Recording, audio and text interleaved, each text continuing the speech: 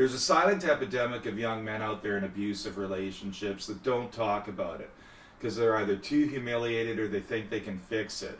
Manipulation and unplanned pregnancies leaves them feeling trapped and they can't connect all the dots. These men are insulted during pregnancies for not helping or caring enough, even though they've been bending over backwards. So they end up pulling away out of pure exhaustion.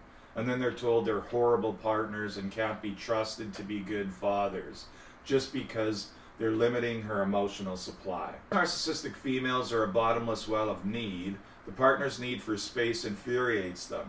While they strut around like a peacock, they then threaten abandonment and to withhold the child if their partners don't submit to their will.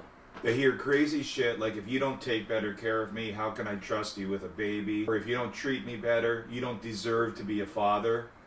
They're getting bashed even though they're bending over backwards. And this is incredibly confusing and painful. There's a lot of confusing obstacles to maneuver to make sense of a narcissistic relationship. Like, stop explaining yourself because you're never going to be heard. You got to work through feelings of guilt. You're going to have to withhold personal information. And you're going to have to let go of the fact that she's not going to get better. Narcissistic abuse is extremely dangerous, especially if men don't connect the dots really early in the relationship, because they'll lose any shred of self-respect they have because of the ongoing manipulation and control. So you've got to learn the skills early on in the relationship to connect the dots and get out before you're in too deep. My book discusses the critical counterintuitive strategies needed to disarm a narcissist. You got to stop explaining yourself. You can't earn love, and submission isn't going to work and make her treat you better.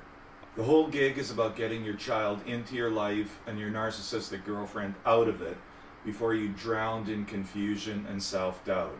Separation needs to happen early in a narcissistic relationship while you have some self-respect left. Waiting too long, you're just going to end up in a fog and lose yourself.